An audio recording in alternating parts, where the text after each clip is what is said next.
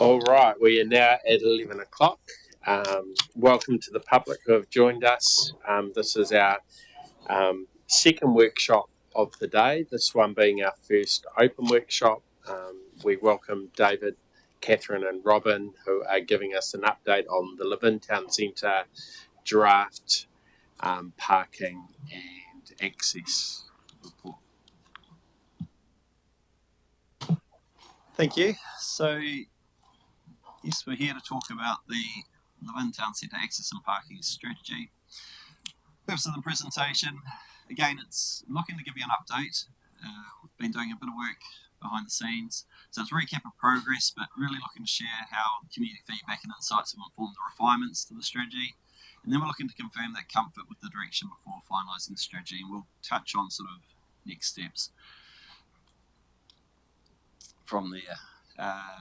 Obviously, what we're working towards here, as we mentioned a few moments ago, is looking to try and bring a strategy for adoption to the 27th of May council meeting. So we'll look today to share sort of, I guess, how the work we've been doing, where we see that sort of landing in terms of what we're looking at, including the strategy.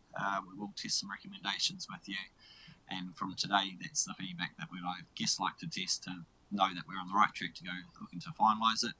There is a step that we'll mention at the end around also connecting back in with our Levin Town Centre Community Steering Group. But as mentioned, the goal is to be in the position where we bring a finalised strategy for Council to consider adopting at the end of this month. So today it is sort of the do and see. We are developing the strategy, so we are looking for, I guess, that direction and input.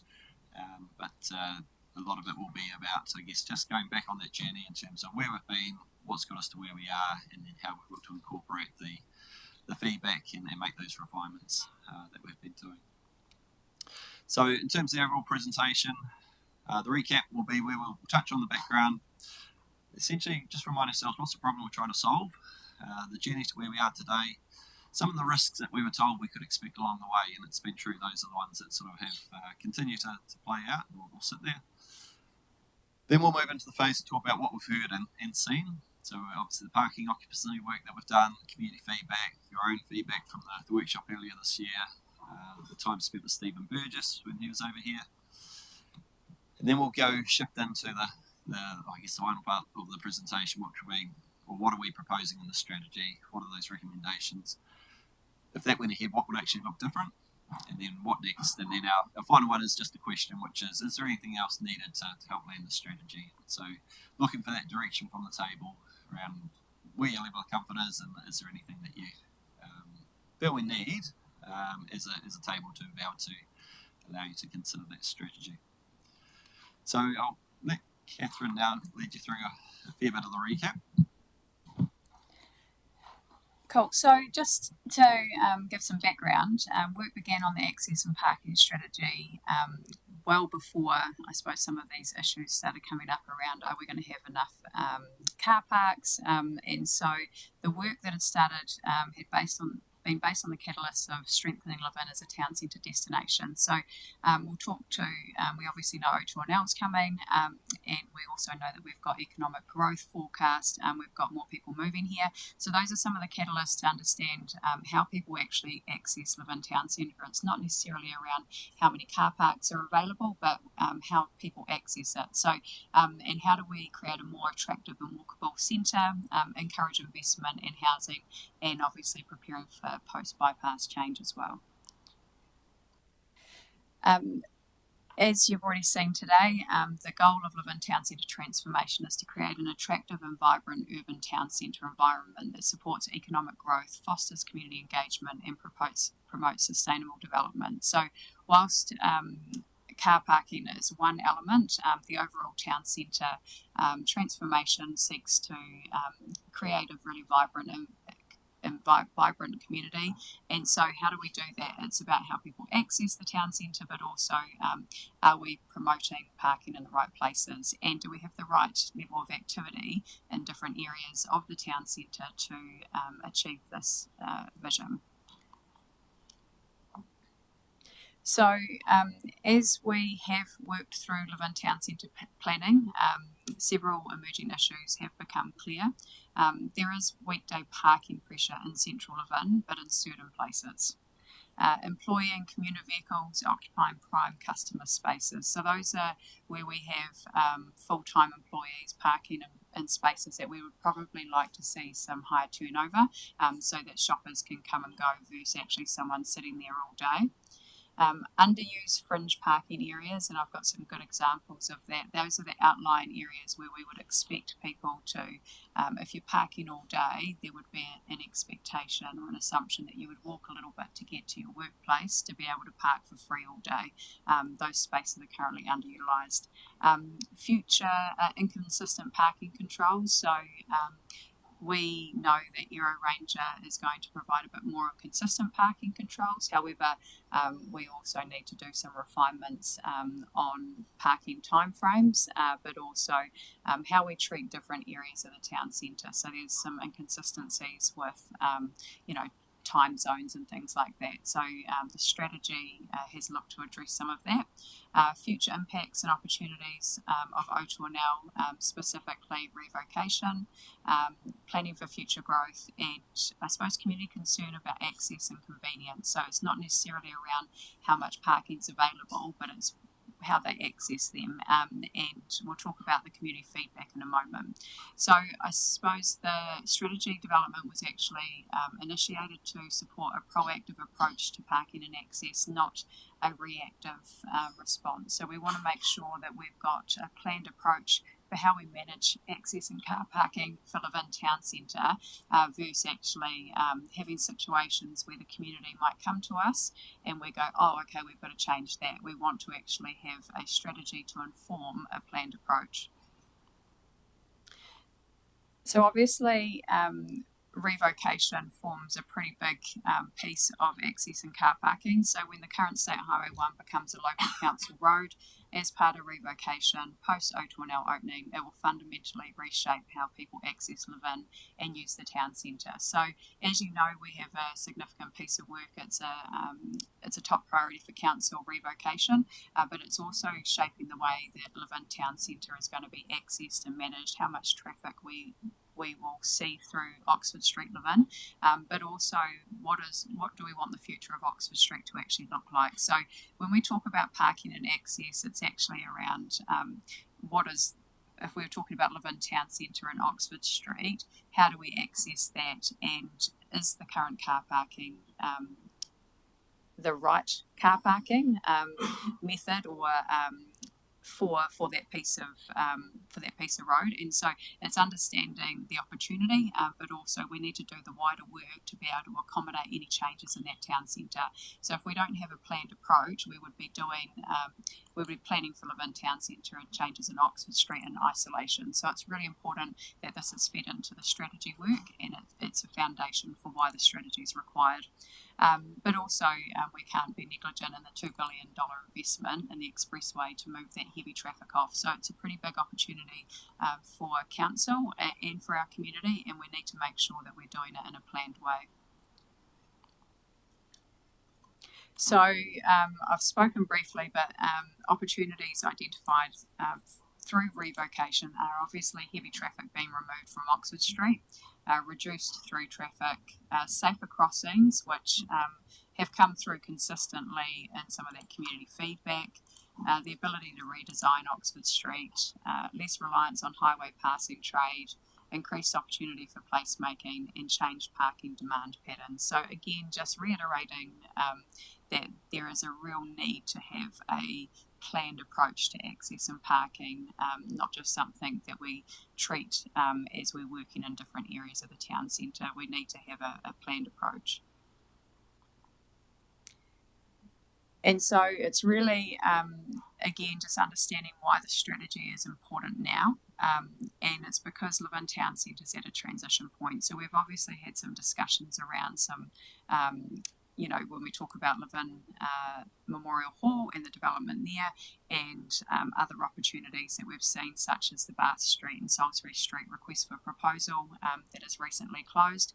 And so some of those opportunities they do need to be factored into the strategy development, and so making sure that these decisions and this strategy hasn't been made and it hasn't been developed in isolation of other developments that are happening. So if we think about some of the big things that are happening, it's really important to ensure that council has some level of control over the development and access and parking. So it's just making sure that we're aligning with Oxford Street becoming a local road that's coming into council's control, town centre transformation opportunities, and obviously again reiterating the move from the highway town to a local destination centre. And so access and parking is really important. So just to show that council has been involved in a lot of work to date, so the journey to here hasn't been, we've thrown a strategy at you and we've said this is what we're doing. It's been a phased approach, but also it's been needed to ensure that we've taken you as council along on the journey, and so that you can own the strategy, but also we've taken the community on the journey as well. So pre-2025 town centre transformation vision was established. March to May 2025, we had 6-week parking occupancy surveys undertaken, and that was to provide us with evidence to support some of the work. It was the work that was required to provide evidence to inform the strategy. Mid to late 25, we've started, the parking strategy was formally commenced. Late 2025, we've had parking zones developed which featured in the draft strategy, which you've all received.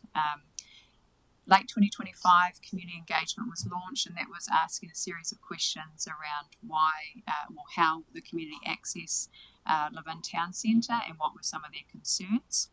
And January 2026, you've received feedback, summarised feedback from the community.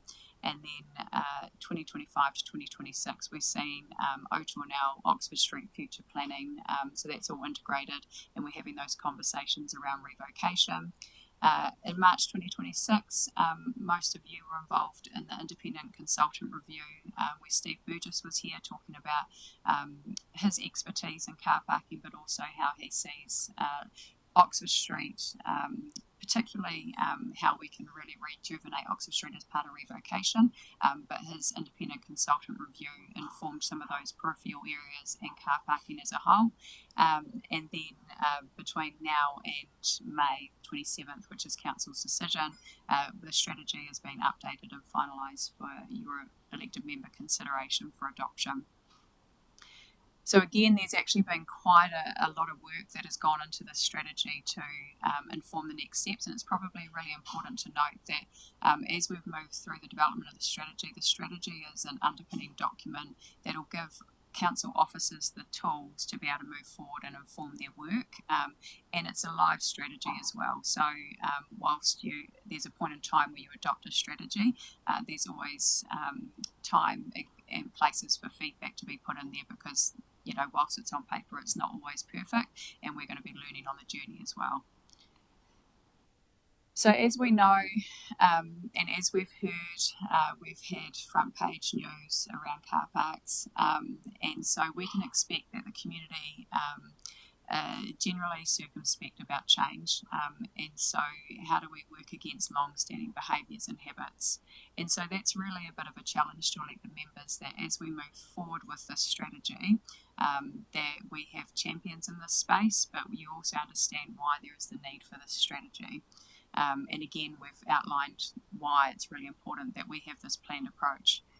The perception of potential impacts on local businesses, so it could be that as we move through revocation planning and there is potential to change the orientation of car parking, do we have local businesses that say, well, actually you've removed 5 parks from from outside my front door?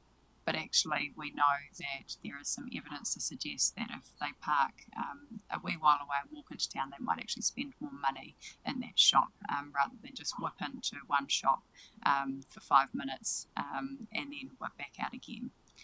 There's also risk adversity, wanting to guarantee that changes will work in this location. So, like I've just mentioned, is that we can trial things and we can make some changes, and it's not going to be perfect. So it's just taking a few risks around some of the recommendations. They're not outrageous recommendations as we work through strategy implementation, but it's just as elected members having an understanding that your constituents might actually, might not like the changes that they're seeing. Technology and equipment and enforcement teething issues. So as you're aware, we have Aero Ranger that'll be commencing in the next couple of weeks, and there might be some teething issues, and so that might cause some cause for concern for community, and you may or may not hear about it. And then obviously probably the main one is that desire to make prime on-street parking more convenient and attractive than off-street parking. So that's where people want to find the most convenient park outside. If they're going up the subway, they want to be able to park outside subway, and they want to be able to get their food, and then they want to be able to drive straight away. So that convenience mindset needs to be challenged a little bit, but it is a risk because you might hear about it. So what we've heard and what we've seen, as I've mentioned, we did a large amount of evidence gathering. So parking occupancy surveys went over a 6-week period, and they were completed across the Levin town centre. And those car park occupancy surveys were widespread. And the purpose of the survey was to understand the actual demand, compare weekday versus weekend patterns, identify long stay and short stay behaviours, locate underused parking areas, identify turnover issues, and support a future zone-based management.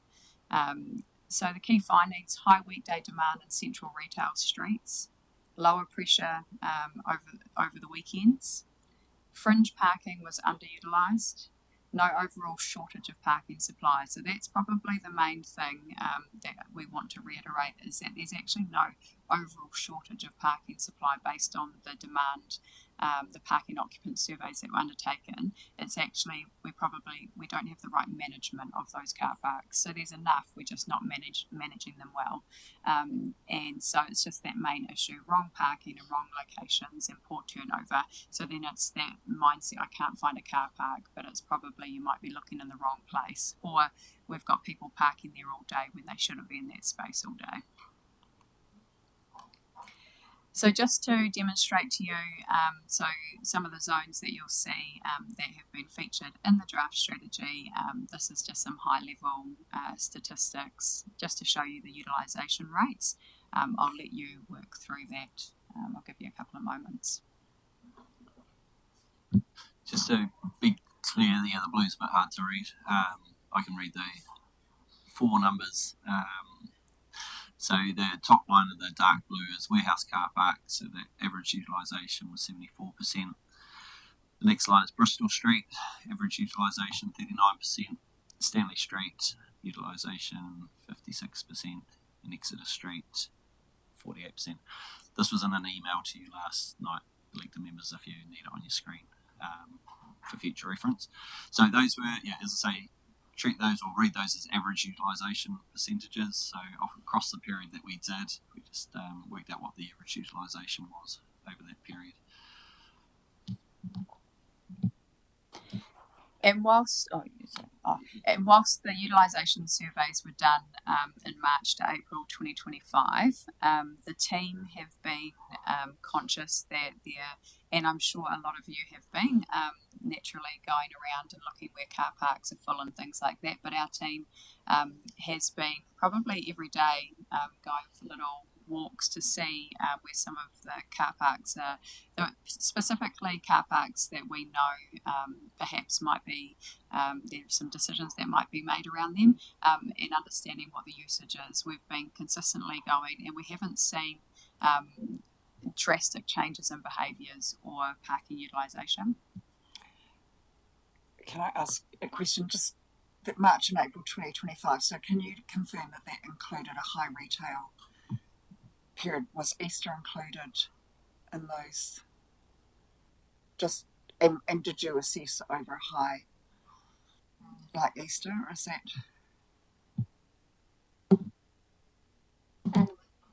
Thanks. They were over like AM and PM, different times of the day. So, and also, yeah, during over Easter as well. So, yeah, different areas just had different times of the day, but they were staggered, so not to just monitor one car park at one time of the day.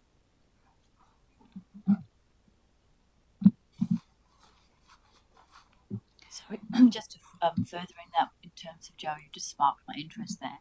So when you were doing this particular survey, how many times did you go out to, when you said AM and PM, over that period of time, what was the number of times that you went out to those different streets to have a look? Can you?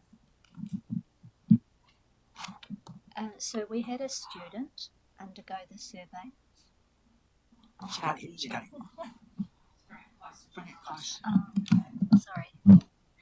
We had a student undergo the survey for us, so he was going out regularly. We do have the times on the raw data that we could. If you're able to make the one presenting, if you just confirm the time, then we can talk to that. Beg your pardon? Perhaps while we're presenting, are you able to just look up those times on the raw data? We'll just get that information.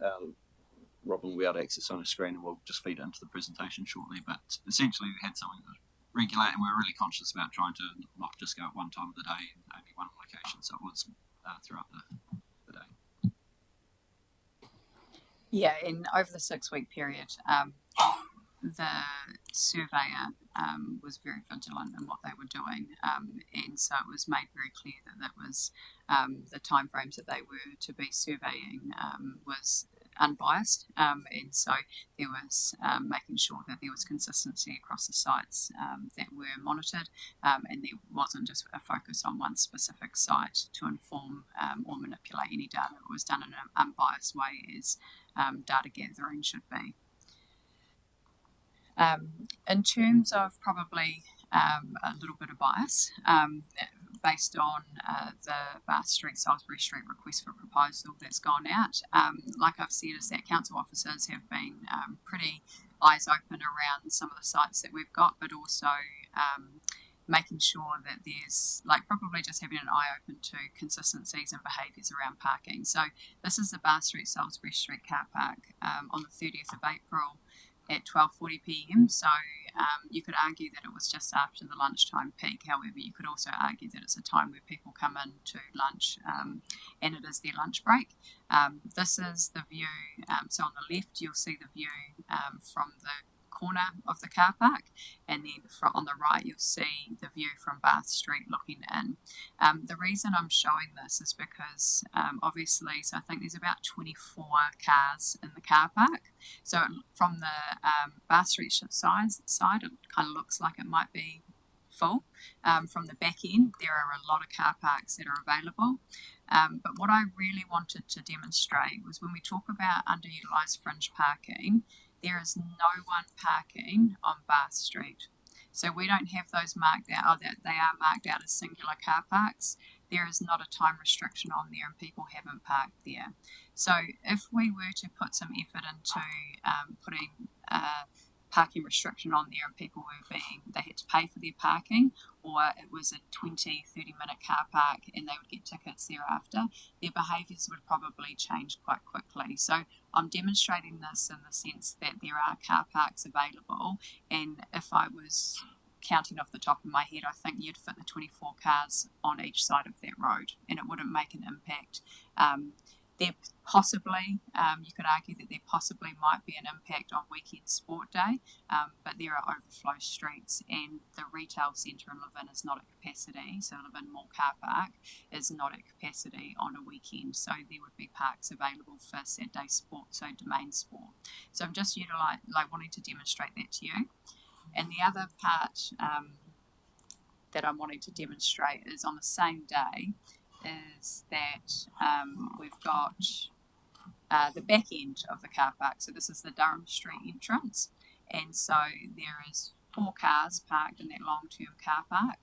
There are no cars, or hardly any cars parked in the vicinity of that Durham Street car park. So the car parks, those 4 cars, and if you were to do regular monitoring, there's probably a maximum of 8 cars that sit at that southern end of the car park.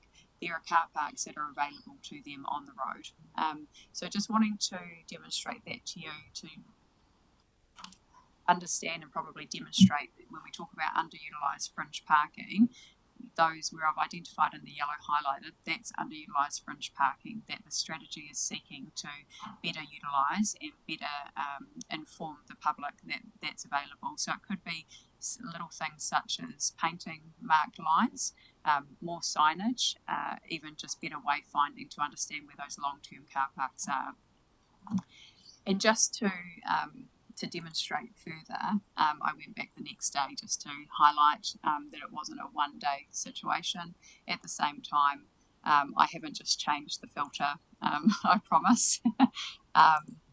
Same amount of cars, some of them are the same vehicles that park there, probably New World staff likely, and so then you beg the question of, should council be subsidising other businesses, full-time employees to have free car parking, and so then we start looking at all the underutilised space in that car park as well. And again, no one's parking on Bath Street, and the same again in the back end of Durham Street. 4 cars, and that car actually just pulled in when I was about to take a photo. So there were no cars parked there at the time when I was surveying. So, Sorry, Jason, can you just remind me the long-term mall car park, is that all day or is that only? So it's split into 2 sections. Yep. So the eastern side, where the main little road within the car park, the eastern side is P120, and then the western side is all-day free car parking. Yeah, which is where we start seeing the choke points. Yeah, because a lot of staff park there all day. I'm just doing this so I don't get a yellow card. But you piqued my interest. Is it possible to expand on wrong parking in the wrong place, what you found there? What was some of the things that you sort of found through your surveying or through the feedback? Thank you. Yeah, so the wrong parking in the wrong place is probably just to Mayor Bernie's point in that we have some centrally located car parks whereby we have inconsistent time zones, and so we would probably prefer that western side, the western side of that car park to probably have a time restriction to create better turnover, so that we're not actually choking that car park with all-day car parking. But similarly, there are some car parks whereby we might have a 60-minute turnover, and we might think that 60 minutes actually creating some parking anxiety with people, and so what happens is that they might go into a cafe and they might start getting parking anxiety because they've only put so much money in the meter for 60 minutes, and that's the limit for that car park. We actually want them to stay for 90 minutes because we want them to enjoy their coffee, we want them to enjoy their meal, and we also want them to go down to the pharmacy and grab a few things. So we want their economic spend to be, the duration to be a little bit longer. So it's not necessarily the wrong person parking in the wrong place, it's just the type of parking and how we're managing those spaces. And so that's what the strategy looks to achieve, and that's why the occupancy surveys were really important, because it identified where we needed more high turnover, but also where we were where the occupancy rates were high based on people parking there all day when they probably should be on the fringe zones, and we need more turnover. And then those inform those comments, oh, I can't find a car park in the mall, whereas if we push people out to the peripheral, they might be able to find a car park a bit easier. This piece of work has become one of those life-changing pieces of work, because I can no longer, and Kat and Robin the same, drive past the car park, particularly in Levin, without sort of as quickly assessing it. And obviously the ones on the screen that Catherine's taking photo of, sometimes my lunch run takes me down that way towards the lake, and so again I sort of do the run past and do the count. And so I guess over this period of time, particularly since April last year when we did the counts, we haven't been able to drive past these parking streets or these parking sites without having that lens to it. And yes, we jumped out last week and took some photos, but I think we could have taken photos on basically many other weeks that we've been out and observed the same thing. What was interesting was the week that we did have our week of car parking workshops was also the week where we got a couple of parking signs up in the wrong location. And as a gym user, which I usually can park on the curbside outside, and to suddenly find that I could only park there if I was going to do a gym workout in less than 15 minutes meant that I had to park further afield. It didn't stop me going to the gym, but it changed my behaviours. And so you can see how through different allocation of the parking spaces, you do get that either different turnover or different usage of it. So comfortable that we haven't seen throughout the years that's gone on. There's nothing that sort of really triggered us to say, something's drastically changed, and being really curious. When we have gone, it's been consistent with what we have seen in the data collected. And so the surveying of the car parks allowed us to be able to inform the mapping and zoning of town centre parking. So we were able to split the town centre into 4 zones. Zone 1, high demand central retail core. Zone 2, the retail fringe mixed use edge. Zone 3, commercial business precinct, and Zone A, residential fringe, so lower demand and overflow opportunity. So the zonal mode enables different parking responses rather than one blanket rule across town. And so that just is that at the moment we don't have a view to our town centre of what the different parking looks like, but also how people access the peripheral car parks and things like that. And so just to give you a visual, we have Zone 1, that high demand is in the teal. Zone 2, the red mixed use retail, so that's including Oxford Street and the adjoining lanes. Zone 3, business and commercial areas to the northwest of the town. And Zone A is residential zone with lower parking, so that's that Kent Street, Queen Street East and Manchester, which it's interesting because looking at that map, people would never consider parking on Manchester Street as an all-day car park to walk into town, but certainly if people actually were subjected to a map that showed you all the town centre parking, maybe some of those people that park down the central service lane and can't find a park might make their way down to Manchester Street, or even further down Kent Street to actually get into town. So it's just about changing some of those behaviours, but also having some of that high level education within the community. You'll also note that there is an extension to Exeter Street as well. That's the recommendation from Stephen Burgess, so it wasn't initially in the map, and so it's been pulled in as one of those zones that should be considered for parking as well.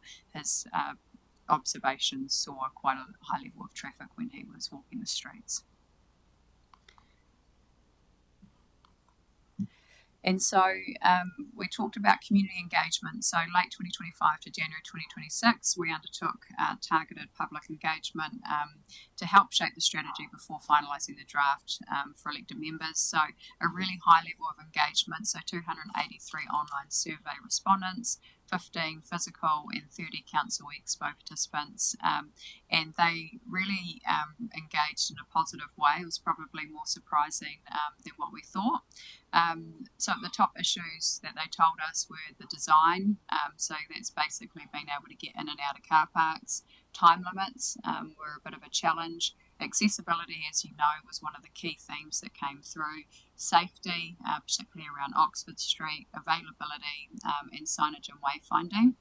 97% of respondents drove, 41% walked. They could have ticked both, so they could be a mixture of driving and walking. 69% said they struggled to find a car park, but we didn't ask the question to determine whether or not it was outside their desired location or whether it was an accessible park. So someone may have answered they struggled to find a car park outside the chemist, and that's what they were aiming to do, when if they had a different change in behaviour, they may actually have walked down, and car park would have been easy to find. Similarly to the warehouse car park, you could park just down the road, but some people want to park in the car park. We also have included your councillor workshop feedback from the 28th of January, which again pointed to safety and accessibility, parking management to make sure that we're the right park in the right place, understanding that Oxford Street is the core problem and does need addressing, and a lot of that, hopefully, the strategy we need is a base for discussions around revocation, particularly around some of the community and elected vendor feedback. Need for data-driven decisions, so we've identified and demonstrated that we have used data to inform the strategy. Future-focused planning, so it's not reactive, so we can actually understand what the town centre movements look like. Well-managed time limits, and then obviously balancing philosophical goals with practical solutions. So it's just probably going back to that notion as I want to find a car park outside the shop, but actually the practical solution might not allow for that, and actually what's better for the greater town centre redevelopment? Is it that person finding a park outside their favourite shop, or is it actually understanding that if we were to change the orientation of a car park, that actually we might get more economic value from those two car parks being changed and that one person having a park right outside? And then we've also, obviously, through the strategy preparation, the evidence that's informed that is the occupancy surveys, local operational experience, enforcement trends, town centre planning work, and then the consultant review that Stephen Burgess has done. And the strategy direction has been focused on accessibility, fairness, efficiency, placemaking, economic vitality, sustainability, future readiness, staged approaches to the program in terms of implementation, some quick wins that we can achieve to inform some of the implementation, zone-based management, community engagement, bylaw alignment, which David will talk to more in a moment, and ongoing monitoring. Thanks. So we had that workshop with Council at the end of January, and from that you saw the brief summary of comments. But since there was quite alignment, I think the message we took away was heading in the right direction. A few comments raised and a few things to keep thinking about and working through. But what we wanted to do off the back of that was just really test where we're taking the right approach. Was that sort of idea of making it as easy as possible for people to get in and out of a car park and in and out of the town centre? Was that the right approach? How do we balance, I guess, what the parking that we have and how it's utilised? And so we invited Stephen Burgess from Complete Streets over. Stephen spent 5 days here in Levin, and I know a number of you managed to get to some of the sessions. Some of you got here multiple times, which was great. I get the sense that some people who attended the sessions perhaps wrote him off because he didn't own a car, or he lived in a village, or was only here for 5 days.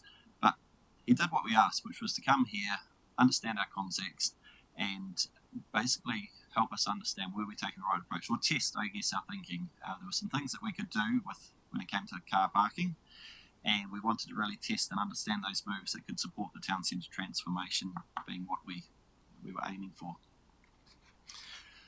And so we ran a series of workshops, connecting with different groups, but during his time here, he was incredibly thorough in terms of both understanding and the information available, but then also doing his own observations and work across the town. And I know some of you will be able to remember some of the things he said, but I do want to just take us back there, and I'm just going to put up a series of quotes. I won't read them all, but just things that came up during those workshops, or that time that we had, just to get us back in that space. And some of the things he was just testing and challenging our thinking on.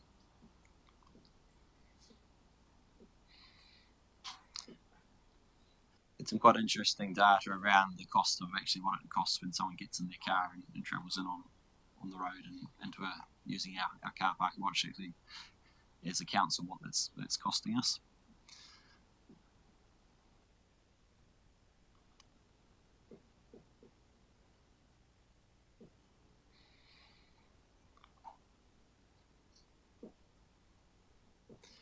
And he was good. He certainly acknowledged that not everyone can move freely.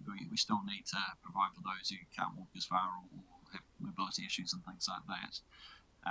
But there's a lot of people, I think there's a quote in the next one, that we're not inherently lazy, but we do want a good environment, or with a good environment or a good incentive, then let's jump down. So use that example of, I remember saying sort of, if you ask someone to walk 2 kilometres, they probably wouldn't, but if you told them that actually we can go to watch the All Blacks play the Bledisloe Cup at the Cape Town, but we have to park 2 k's away, you got free tickets, they're probably quite comfortable walking that. So it's what's that magnet, what's that incentive? We aren't inherently lazy. And a useful challenge there, which certainly is, he did the quite unique thing of doing a series of workshops, and on the Friday did the hot off the press, sort of what sense had he made from the week and all the engagement he had. And he sort of finished that session by talking about, council's a bit of a choice in terms of we're not actually required to provide car parking. There's a reason why private companies do that. It does cost us. We obviously do it here locally, and no one else is doing it, but it is a commodity. And so some of the findings that came through from his time here and his work and his assessment of things was we do have an opportunity to structure parking so it works better for everyone. There's an opportunity to have our car parking support the town centre success and to have greater economic activity as a result of how we set up our car parking. Identified that fringe parking is underutilised, that our pricing is below optimal levels. So where we have lots of cheap on-street parking, it undermines how our town centre performs. That through pricing and the time limit changes, you can influence the turnover as well as economic activity. And that's certainly where we are fit for change. Stage change is appropriate and achievable in our context, and spoke to that sort of parking hierarchy model that could be introduced. So when we think to, okay, well, what do we, as a result of all that work that Catherine's led you through and the work that we did with Stephen, what are we actually proposing in the strategy? So where we're heading, and this is again where I'll speak later, but you will get the latest version of the strategy, and that's where I guess we're using today to test that, make any final refinements before we present it to you to then give us any further feedback. But we're looking at allocating parking spaces according to function and demand. We're looking at making evidence-based, community-informed decisions. We're going to tailor parking controls to local context and demand, managing our demand through smarter tools and behaviour change, enforcing fairly, transparently and strategically, and supporting the community through change. So those could almost be our principles, I guess. If I was to try break it down into a couple of key sentences, I'd be saying that we are prioritising parking for those who really need it in prime locations and creating well-designed parking zones for employees and long-term stays. Strategy is about using effective parking management to improve access to services, support local businesses, look how we reduce congestion, encourage active transport options, and induce longer town centre visits, which is probably one of the key things. I think we were probably at risk. We hadn't pivoted here or looked to pivot of maybe supporting a whole lot of short stays in our town centre as opposed to creating the opportunity for people to stay longer. And so looking to address the car parking supply that induces too many short stay, small spend trips, which is hurting our local, particularly small businesses. So there's going to be six things that this strategy is focusing on. I'll run through those now. So one is around prioritising short-term parking. By short-term, we're saying sort of that 120 to 240 minutes in the high demand central areas. Looking at direct long-term parking, so direct where we want that to be, and improve the overall availability by putting on that periphery that improves the overall availability in the prime locations. Looking at how we might reallocate underutilised space, so as we build up that data and understand, well, where are some parking spaces that might have quite low occupancy, and where could they be used better or in a different way to actually support the town centre better. Might be that actually that contributes to a cycling or walking lane. might be for additional green space, it might be floating zone, it might actually be for one of those sort of build out areas which invites someone to have some extra seating or something outside their shop. Exploring gradiator controls, applying time limits and pricing in high demand areas, so managing that according to how the parking's being used. Really important to look at both sides of the managing off-street and on-street parking, and if you reflect on our current situation, how we manage our on-street and our off-street, you can see why we perhaps haven't got people necessarily parking in the right places for their needs. And then importance of designating loading and service zones, so how do we still realise that the town centre needs to be accessed by those sorts of things, and how do you bring that in a way which can be complementary or work within the town centre. So those are some of the key things the strategy is picking up. Now, the question... Sorry, I don't mean to interrupt, but I did want to just raise, you talked about reallocation, and I'm interested in how you're thinking about this as a strategy that has some flexibility in it, because I know there was some stuff that came up during one of those sessions with Stephen about inflexibility of parking, I think particularly in Queen Street, and where lines had been painted on a park that was frustrating businesses in that area. And I know that there are car parks that get created, or parking spaces, and then they kind of can't be changed without a change to the parking bylaw or policy. I don't know what it is, but is there a component being built into this around flexibility of reallocation, so we're not stuck with car parks that are, redundant in their purpose? Yeah, very much like that thinking. Probably may not be able to articulate fully exactly what that flexibility looks like just yet, but certainly it is something. I think a real trick that I guess we've come to understand is this desire, probably of planners, to try plan and achieve the end solution all in one go, rather than this idea that it evolves and iterates until you do something and then it adapts, you get used to that, and then there's another iteration. So I think a danger here is to think and try to design the ultimate final solution, and then it gets so rigid that we run into those issues, versus building in flexibility, building in this recognition that we're going to need to iterate and evolve over time. And so I think there will be some ways we can do that, and it's certainly trying to not see ourselves bringing a bylaw back to council every month type thing to make some changes. How do we bring some of those things through? Yep. Just a question around, the pricing strategy, and whether that's going to come through in here, because when Stephen was here, we spoke very much about dynamic pricing as a potential option, and obviously we want to head down a path of there might be an initial higher cost for short-term stays, but getting cheaper the longer people potentially opt in to stay. Can you talk about how approach with that? You're just one slide ahead of me. So I'll answer this one, and then I will come to. So well prompted. So this might be a question that if you weren't familiar with how the settings currently work, you might think, we're working on the strategy, and adopting the strategy suddenly is going to be the thing that changes everything. The answer is no. So the strategy provides that strategic direction, but as I guess in answering a couple of the questions we've touched on it, if we want to change the fees and charges, there's a process that goes through. Council makes that decision, and then we adopt fees and charges that apply. If we want to change the time limits, or maybe the certain locations of parks, that's actually through currently within our land transport bylaw that has had the sort of parking schedules hooked into it.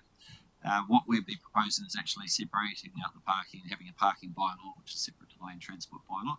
And that would be where we'd be looking to come and talk to you about, well, we think this area should be this time limit, and we're trying to encourage this sort of activity here. So again, it's a process we come through, comes back to council, we work with you, we consult the community, and then those decisions are made. So the strategy is the sort of needs to be seen as the umbrella, or the high level direction setting piece, and then there's these other mechanisms like the fees and charges or the parking bylaw and things, which is actually where we start to actually make the changes on, which would lead to the changes on the ground as we go through and implement the strategy.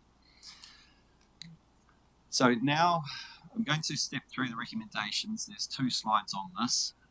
Perhaps I'll step them through, and rather than do them one by rather than seek feedback one by one. I think what I'm asking you to look at these with the lens of is, are these heading in the right direction or the direction you are anticipating? Because this is what we're looking to reflect in the strategy. So, recommendations at this stage, based on the work that's done, feedback received, is that ahead of O2NL, so not waiting until the bypass, but ahead of O2NL, looking to make some changes to our parking time limits, but looking to encourage people to stay longer. Looking at introducing a parking zone hierarchy, which includes extending or considering extending paid parking out to as far as Exeter Street, so a bit further than what we do at the moment, and a bit further than what was in that original map. Explore current parking fee settings, and here's the one that you raised. Explore future upgraded parking equipment that can enable variable and dynamic pricing. So those two sort of work hand in hand. Obviously, if there is a desire to explore that sort of dynamic type of pricing, maybe we set a price at one stage of the day in the peak where you need to manage it, or maybe set it down a week or something, then obviously can our technology be able to do that. Extending the paid parking area would obviously further see us probably needing to get some additional parking equipment as well.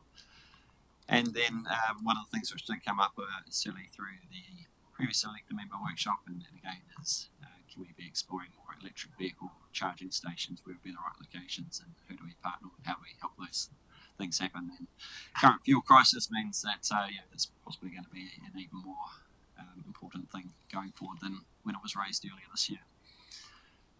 Other recommendations include assessing the current policy and bylaw settings, where a review may be necessary to change the settings that would support the transit centre transformation. So that might be those time limits, it might be the zones. Continuing to investigate the disposal off-street parking sites. So obviously a decision coming to council soon around the Bar Street, Salisbury Street car park be one example of that. Developing a design for Oxford Street post O2NL to help become a people-focused main street, support social interaction, retail and hospitality. So whilst that, yes, as part of revocation, obviously plays a key part to our town centre, and within designing an Oxford Street post O2NL, how we deal with parking in the main street would be a key component of that. And seeking expressions of interest for utilising parking spaces for outdoor hospitality opportunities. So picture that sort of I think you've seen some examples in previous photos I've shown where a couple of car parks are taken over, sort of wooden platform created, some tables, chairs, that sort of thing, and certainly through the time that we had with Steve and sort of spoke to how in some places that might be a piece of equipment that can be rented out or hired out by a shop for maybe a certain period. As basically as a trial sort of ahead of O2NL, how do we sort of start demonstrating or experimenting with what might be appropriate? And those are the sorts of things where we do want that flexibility. We want to be able to sort of trial and implement and pilot these things and sort of quick fail. Does it work? Does it not? Is there interest? Is there appetite? And where might those locations be where it could be appropriate in the town centre? So I'll just pause there. I've given you 2 slides of what might have been 10 sort of recommendations, which just sort of give the flavour of the direction based on the feedback, based on the work that we've been doing so far this year. This is where we're looking to take what you could expect to see reflected in the strategy, and what we could you could expect if the strategy was adopted would be the sorts of things we'd be looking to start to take forward. I'm seeing some mixed. Yeah. Question, David. In terms of just how we will approach these recommendations, like they kind of need some discussion and debate around the individual recommendations before they get slotted into a strategy. And so I'm just wondering how you're thinking about that, because it's obviously not going to work today where everyone goes around and gives their views on 10 recommendations. But yeah, there's some things that have been covered in the presentation that I'm having an allergic reaction to, and even testing, for example, the whole principle that parking is just a commodity.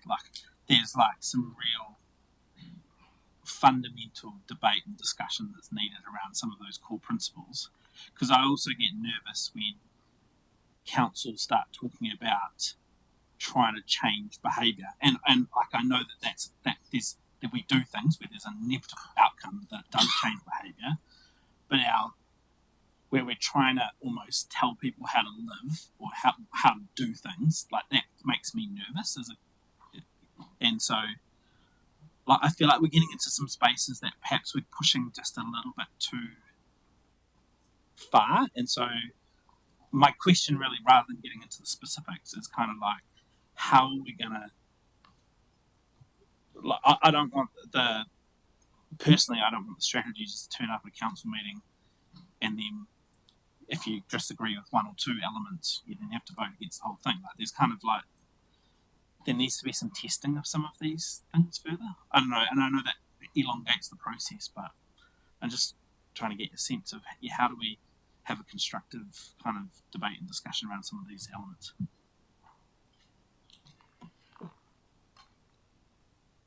Certainly, you've piqued my interest in a couple of things, which I'd like to understand more about.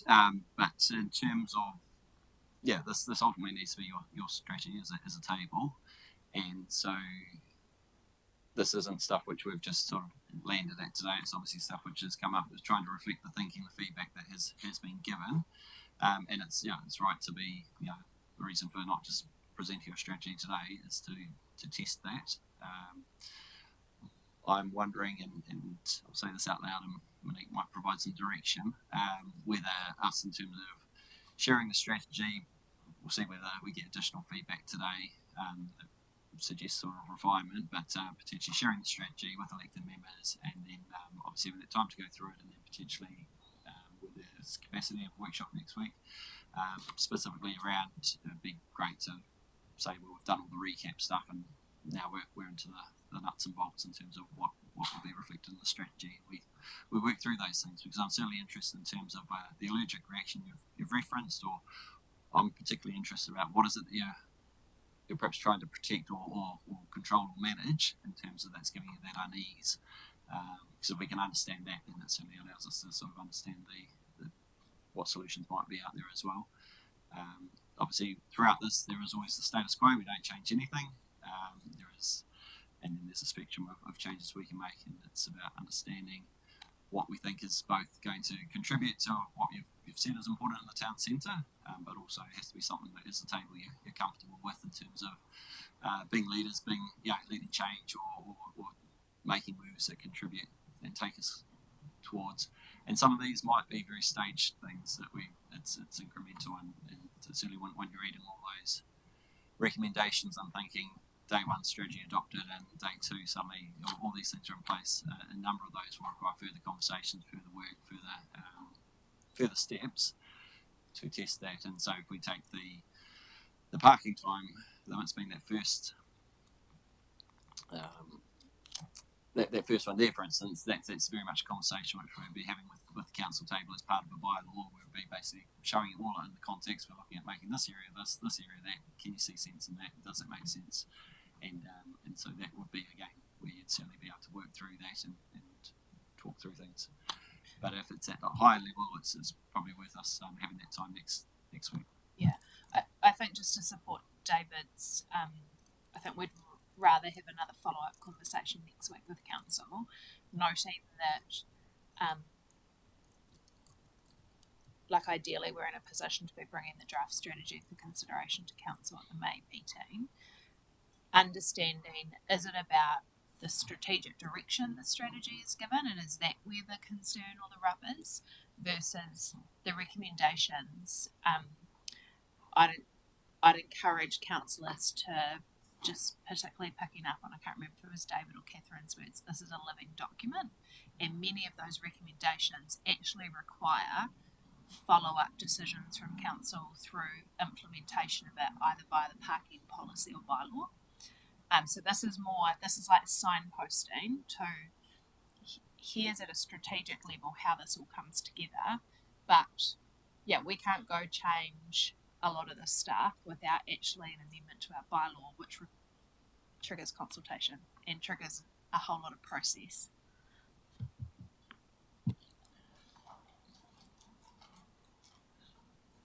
So, can I go now? So, unlike... Can I just let Sam just comment whether or not we've addressed that, and we'll come back to Noel and then Councillor Fox and Yeah, look, that's helpful. And maybe I just need to wait to see the document. Like, there's some big picture stuff, but then there's some detail stuff. So, like, as an example, I look at that first bullet and I go, yeah, okay, that recommendation has some merit, but there's always nuance to that, right? And so I've had this conversation with me and Bernie just recently about how actually the most pressing thing for some of the retailers down Oxford Street is ultra short-term car parks, like sub 10-minute car parks. The person that just wants to be able to duck in, go to the ATM, because all the ATMs are down Oxford Street, or the courier who just needs to pull in, drop off a package. They're not interested in walking past shops to spend money. You know what I mean? Like, so it has to be. The whole point is that yes, I get kind of the direction of travel, but it's the, I guess, how these things will actually be realized and optimized, because there's a whole lot of different competing needs. And so, yeah, like, happy to support these recommendations, kind of some of them in principle, but as long as there's an acknowledgement of that second piece of work, that there's actually then consideration of, well, there's going to need to be some exceptions or some specific designs for some specific needs. Yeah. By council hypothetically adopting a strategy that either has these recommendations in full or not, doesn't mean that tomorrow we have mandate to go and do all of that stuff. Many of those recommendations require an amendment to a bylaw, which is yet another local government decision-making process. Yeah. This is the strategic direction setting, it's not the detail. But unlike Sam, I didn't have an allergic reaction, but I hear what he's saying, and I certainly agree that I would like to unpack it more with another workshop. However, my question was actually coming around, which Mrs. Davidson has answered a little bit, and that is around most of your recommendations impact on the long-term plan, because the officer time, costings, to have time to do bylaws, to have more parking meters if you're extending, for examples. So this is wanted to confirm, very high level. We've still got an awful lot. We'd have to take this strategy into consideration as part of our long-term plan. We can't forget about it and then go, oh bugger, in 2 years' time we haven't got any money to do that. So would that be correct? Yes, some of those things do have long-term plan implications, or things you want to see sort of captured or built into that. The strategy does look to set out some sort of short-term, medium, long-term, which would provide some guidance. So it might be, for instance, where you take, if additional parking equipment was needed to support paid parking on Exeter Street, that might not be able to happen in the first 3 years. It might need to be budget pushed out, and it sits there, and so it's simply strategy signals that, but there was a timing and a sequencing and things. So yes, short answer is yes, there are LTP implications, but that is where, as with other pieces of other inputs to the LTP, the strategic direction becomes important in terms of giving that guidance in terms of what needs to be considered, as opposed to officers thinking that's a good idea and sitting there and putting in the budget, and then we have the debate there. There's actually a strategic approach to it. Thank you. I just want to firstly say that is a massive piece of work with many moving parts. So I do appreciate all the time and the effort that's gone into this, and the constant changes that you've had to navigate, coming up with what we see in front of us at the moment. I've just got a couple of questions. In terms of the Zone 3, which is also parking for residents, how have we managed to understand the difference between the cars parking on the street that actually belong to houses or cars that were people that parked on the street? And if we do implement that long-term parking with limitations, would that mean that residents would then get a residence permit? So I'm not sure how that would work. The second one quickly was, would it be prudent, or have we looked at other councils like Tauranga and other councils around New Zealand who've done similar things to ask them what worked and what didn't? business community and the Horowhenua company, I'd be really keen to find out, because they're working in this space as well, what they're thinking, what they're feeling, and what their recommendations are. And also, lastly, with the toll coming on the road, have we also allowed for the fact that we still might get quite a bit of traffic coming through Oxford Street, even though we've got that lovely new bypass?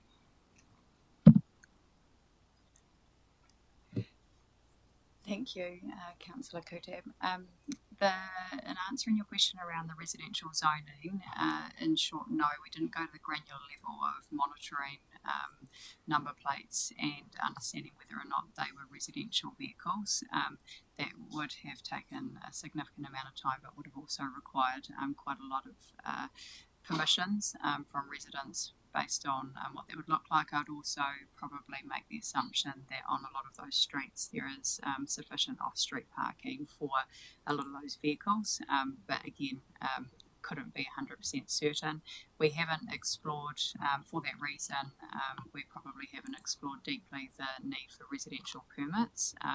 I think probably in most, like I've said, most of those areas there, a lot of the property would have sufficient off-street parking. I know on Salisbury Street, probably the only ones that don't have off-street parking is the new developments, multi-stories, where there are car parks on the road, but they wouldn't require, I don't think there would be sufficient overflow in terms of fringe parking that would require that, but there's certainly a consideration that we would note for future conversations if that came about, particularly around being a living document, and if people were to see large amounts of vehicles parking on the road, similar to how bigger cities do it, there are those, but for this exercise that didn't occur.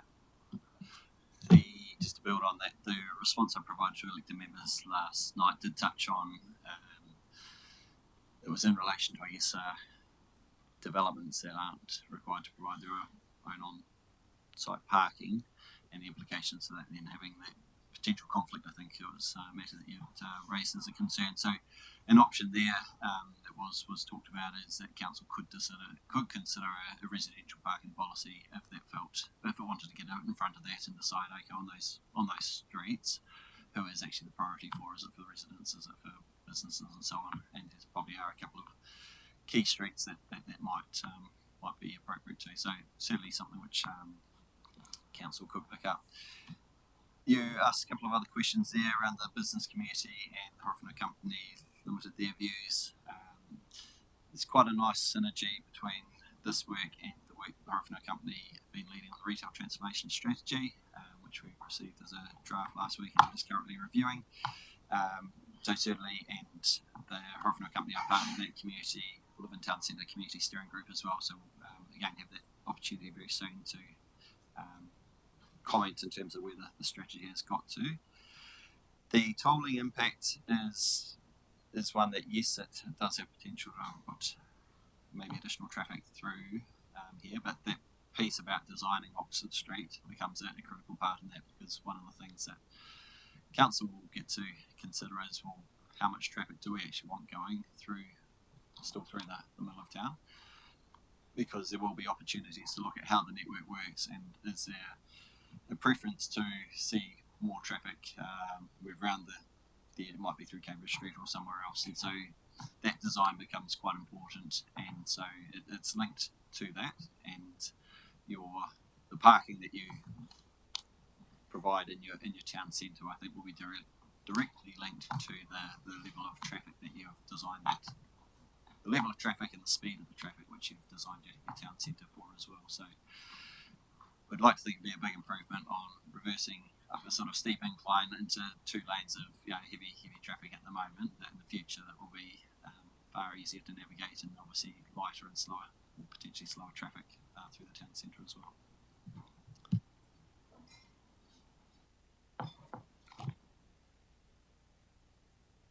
Sorry, there was just that last question of whether we've reached out to any other councils who have actually done the same thing as us, just to get there.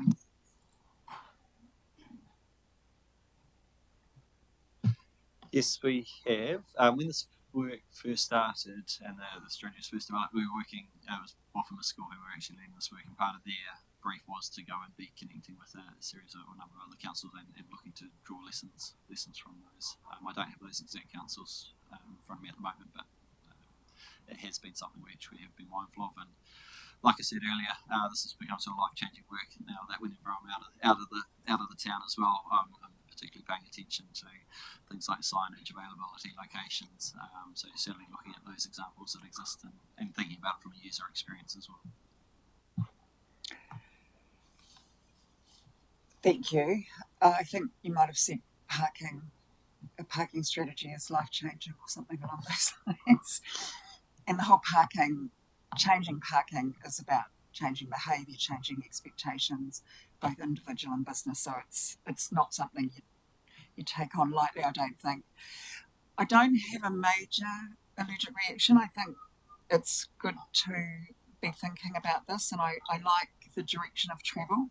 I particularly like that we're looking to make it longer term for people to stay, which is good.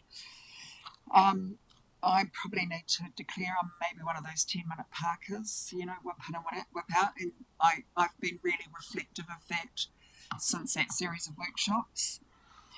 I have a little bit of sympathy around I did have a lot of sympathy around the 10-minute car parks outside of pharmacies and things like that in Oxford Street, but having taken some time to reflect on that and have a bit of a look around, I realise that there are pharmacies within our town that have actually provided parking for customers, so there are choices for people to, whip in and whip out for free parking. I don't think that should be what guides us, and I do think that parking is a bit of a commodity. I think it's I guess it's a service we've always provided as a council, but I'm actually old enough to remember that when you went into the Levin Mall car park, there was a barrier arm and you had to pay to enter Paradise and do your shopping in the Levin Mall. That was pretty highbrow back then. So I have that recollection, and so I think it's delightful that you can park there for free. That's amazing.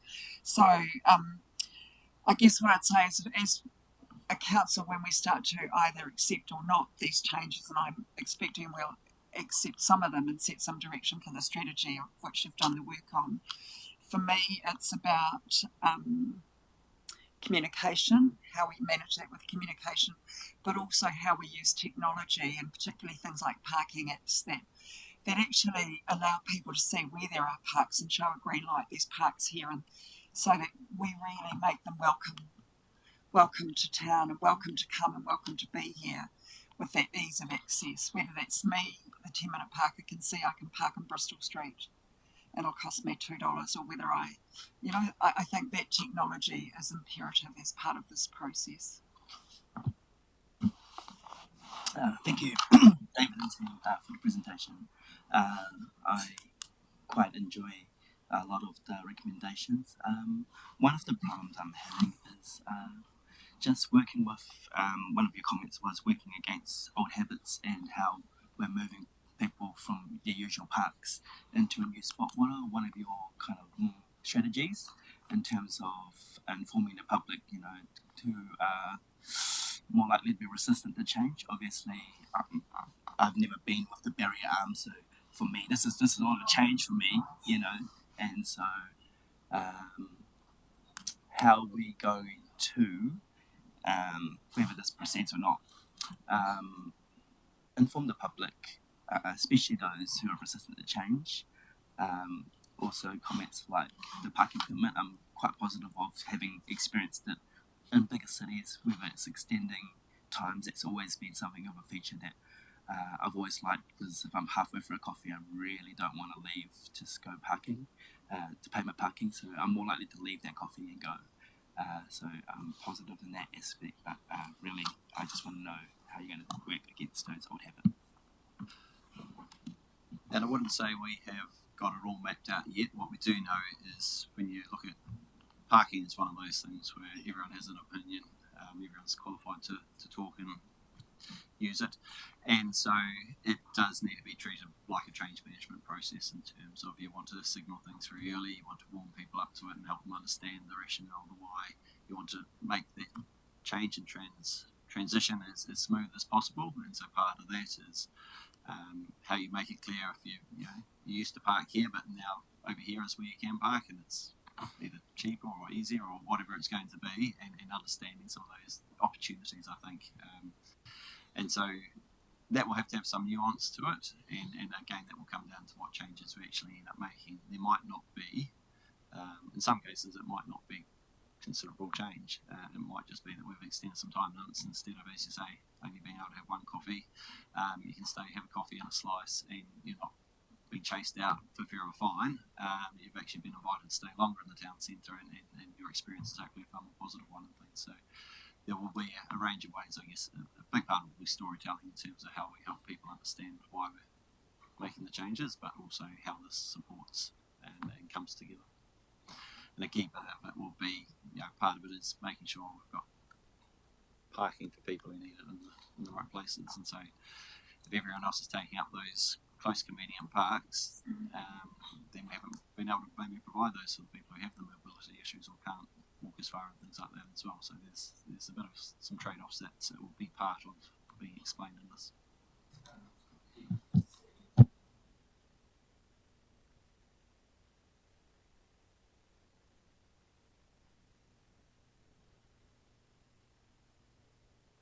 Yeah. So, just foreseeing, will there be issues, some potentially struggle with parallel parking?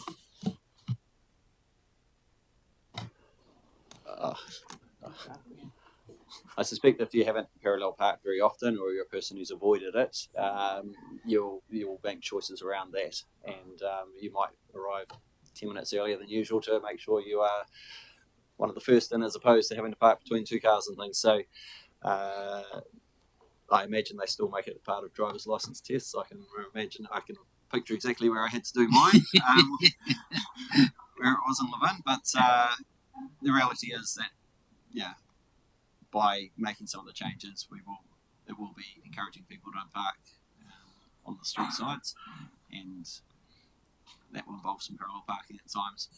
But there'll be choices. Someone might be quite comfortable paying an additional amount, not having to park in parallel.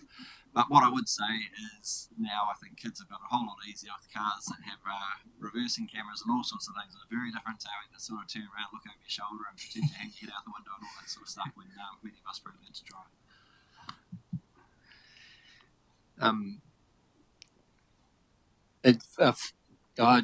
Parking and footpaths go together for me in terms of what people's reaction to different things in this town. It's obviously, the hierarchy of needs is extremely high. Whatever we do will be wrong. You can guarantee it. There will be examples of people who want, either that longer term parking or, like Sam says, the 10-minute parking. And I get varied comments and opinions on both ends of the spectrum. But access and convenience is definitely the number one priority for me. But it's also about timing. While I have no problem with recommendations in terms of exploring further different things, we're going to be changing the way that this town looks and feels, and what the network looks like post 2029. Do we get ahead of that, or do we and try and imagine what it's going to look like, or do we try to do it as we are changing the town centre so that it does feel like we are moving with the times, rather than either trying to preempt what we think it's going to look like, and then it's completely different. So for me, those are the sorts of things that are weighing up in my mind. Especially, there's a few things there that will obviously take quite a bit of time to put through. So the timing of things in terms of how it coordinates with everything else that's going on is going to be critical. Thank you for those comments. I think on that last one, my suggestion would be that we're moving along, and it's not trying to get to the end solution all in one go and preempt. There'll be a range of things, and I think potentially that's a big step for the community as well. I think sort of gradual and stepped and sequence sort of changes is probably going to be a better way of doing it. The final slide that I wanted to talk about, so just recognising that recommendations are one thing, but if those went through, what actually could look different? And so, as you've heard Catherine talk about, it could be that there's where we currently have unmarked on-street parking bays, they are painted and marked. You could anticipate updated and standardised parking signs. We're trying to make it really clear to our community. It might have just always been used to you only pay there, you don't pay there, you can stay there. Be really clear. This is you pay here. This is how long you can stay here. This is where you go for this sort of parking. So that signage becomes important. Parking zones to manage the different needs and functions. The new Aero Ranger that has certainly be very far more efficient than a student, but it will give us the ability to have regular data that we can analyse and monitor, and therefore over time, and this is that whole iteration and evolution, that as we start to understand and maybe we've made a change and we're seeing, okay, that's got a much different utilisation rate to what we thought, that data will be quite helpful and valuable. So that's the vehicle that can drive around, pick up the number plates and give you that sense of that occupation. Reviewing the land transport bylaw, and as indicated, separating out and updating the parking bylaw. Looking at changes to paid parking fees and time limits. That would obviously follow a bylaw review and adoption of fees and charges. You can anticipate promoting alternative parking areas, so sort of to Councillor Young's point in terms of how do we help people understand and come about the change. Probably a stricter approach on the enforcement of unauthorised parking. So there's examples just very close by where some people will still park on the curb or on the grass or whatever, and so you want people to park in the right places, and if you aren't enforcing it, then people will continue to park in the wrong places. And that's more electric vehicle charging stations could also be some of the changes you could anticipate seeing as a result of this strategy. So on that basis, thank you for those comments and feedback. Probably a couple of things would be good to unpack, and I think the key one is being able to have that time where once you've been looking through the strategy, further digest it, to be able to come and collectively discuss, I guess, the strategic direction and the comfort around the recommendations, with the view being that we do want to be bringing this to you. So as things stand, but we'll probably now with an extra line added in, we will be looking to just see what feedback from today might need to be weaved into the strategy. We will look to provide that to you for feedback, but also for a follow-up workshop. We are looking at reconnecting with the Levin Town Centre Community Steering Group next week on the draft strategy, and we are planning and working towards preparing an updated strategy so it can be presented to Council as part of the public agenda on the 27th of May. If that was to be adopted, then the focus turns to implementation, and certainly don't anticipate everything starting and landing on day one. Some of those things, like the examples I've provided there, the bylaw review, that will require probably several workshops with Council. There's a consultation process, a Council decision-making process before that gets changed, adopted, and then can be implemented. Things like the Oxford Street design, certainly something which Council will have an interest in. It's something the community are likely to have an interest in, and certainly going to be a very key part of the ramification piece, but obviously naturally has overlaps with this accessibility and parking piece as well. And again, that won't be just an overnight piece of work. That's going to take some time to make sure we have thought that well through. So thank you very much for your participation and engagement today, and certainly we'll be around throughout this afternoon. So if anyone's sitting there feeling, oh, actually I really have wanted to say that, or I wanted to explain my comment more, feel free to catch anyone else. I see there's one more question on locks. Just in terms of further discussions around the council table, could we in the future just have some info in terms of how we are basing the strategy and then our population growth that the council has projected when in the future, just so I get some clarification on how we're interpreting and incorporating those changes moving forward. Thank you so much. Thank you, David, Catherine, and Robin. Two important pieces of work that's consumed 2.5 hours. David, I'm still going to give you a yellow card for going over because I believe lunch might be there. So I'll hand out a couple more as we head to lunch. But thank you very much for the work. We will adjourn for lunch. We will try stick to our look at Alice. So we want to get away 5 to 1.